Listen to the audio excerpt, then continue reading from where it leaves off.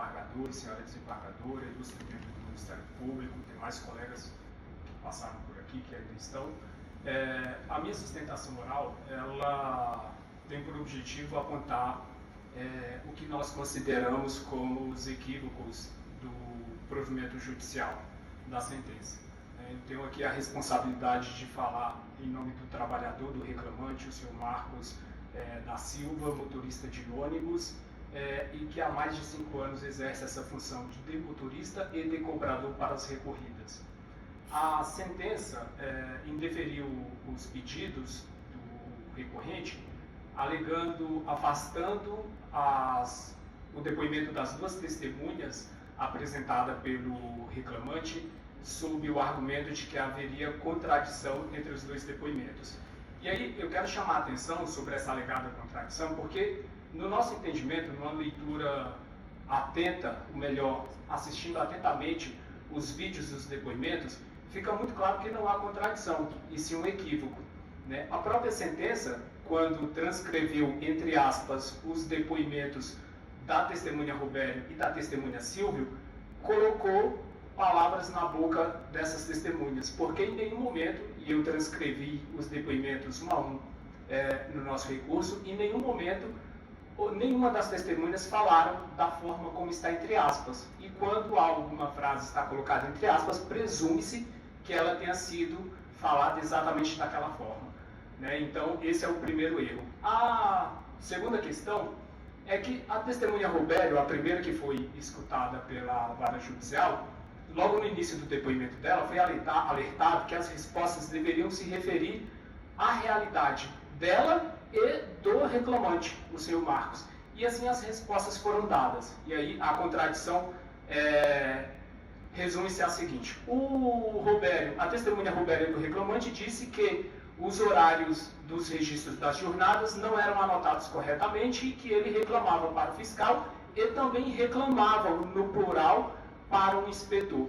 Já o senhor Silvio, a segunda testemunha ouvida pela vara, que não recebeu essas orientações, uma pessoa simples, de baixo grau de instrução, o peso de estar na frente do Poder Judiciário, dando um depoimento, ainda empregado da reclamada, sendo sabatinado ali por um outro advogado, e ao dar o seu depoimento, não foi dito a ele que ele deveria relatar, como consta na sentença, como era o dia a dia de trabalho dele, da outra testemunha que depois antes dele e do próprio reclamante. E assim, ao perguntar se ele também reclamava que os horários do registro da jornada estavam feitos erroneamente, se ele reclamava para o fiscal, ele disse que sim.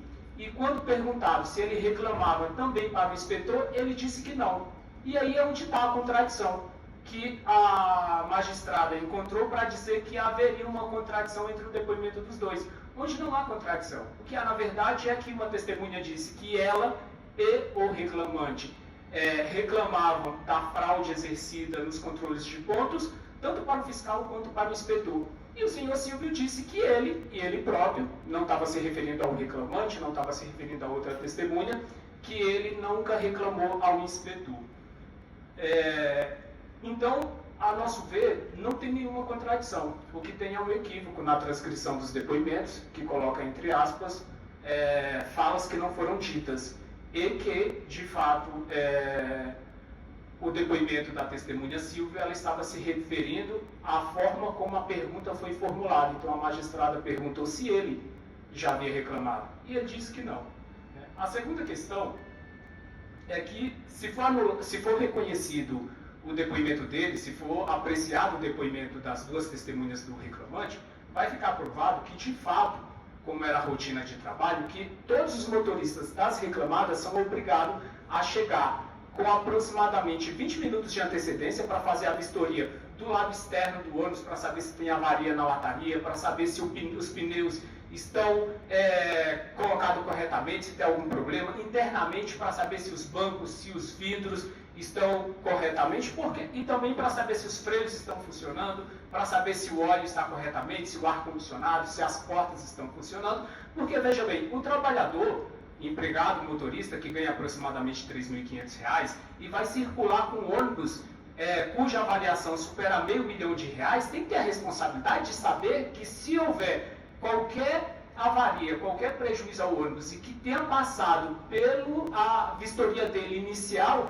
ele será responsabilizado por isso. E o custo é altíssimo e ele bem sabe que ele não pode fazer uma vistoria a toque de caixa, fazer muito rapidamente. Então, essa vistoria ela existe.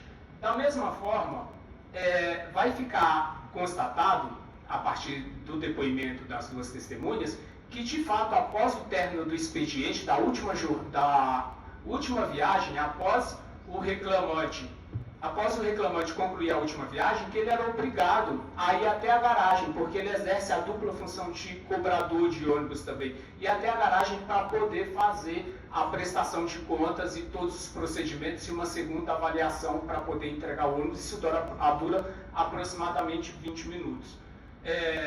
Em relação à fraude que as recorridas cometeram no registro do controle da jornada, relacionado ao intervalo intra-jornada, também fica muito perceptível a partir dos depoimentos, porque ambas as testemunhas que viveram essa realidade disseram que, de fato, não era possível usufruir de 1 hora integral do intervalo, pela própria dinâmica, como acontece a viagem de um motorista.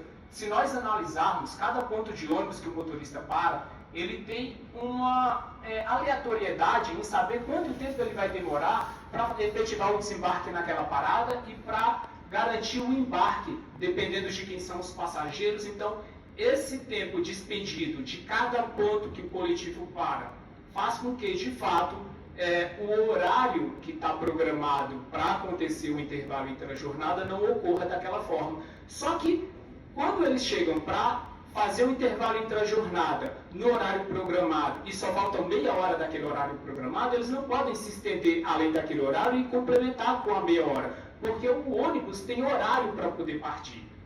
Tem horário para poder. E se nós analisarmos, eu já vou voltar nesse outro ponto. A outra questão é o seguinte: mesmo que essa turma não desconstitua a sentença para poder considerar o depoimento das duas testemunhas, ainda assim, com as provas que tem os autos, os cartões de pontos e o depoimento da testemunha da reclamada, fica muito claro que, de fato, havia uma fraude sistemática no controle das jornadas do recorrente. E que isso acontecia, veja bem, eu coloquei no recurso, se no PDF, fazendo o PDF dos autos, da página 333 à página 388, estão os cartões de ponto relacionados aos meses de fevereiro de 2021 a setembro de 2021. Se analisarmos esses cartões, vai ficar comprovado que mais de 60% e mais de 60% dos términos e dos inícios da jornada, o início da jornada e o término da jornada, estão britânicos. Na sentença, a magistrada considerou que os cartões de pontos seriam invalidados relacionados ao horário de início da jornada e ao horário de término do intervalo intra-jornada. Então, os cartões de pontos foram invalidados nesse aspecto, no início da jornada e no término do intervalo intra-jornada. Quando, na verdade, ele deveria ser desconsiderado por inteiro. Todos os cartões de pontos deveriam ser desconsiderados.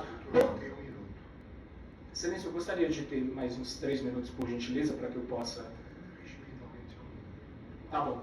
Então, nós juntamos um auto de constatação feito pela segunda vara do trabalho de Taboão da Serra, que mostra pelo oficial de justiça que, de fato, as recorridas não registram pelo menos 10 minutos no início da jornada. Está juntado no recurso, foi juntado no domingo porque é uma prova nova.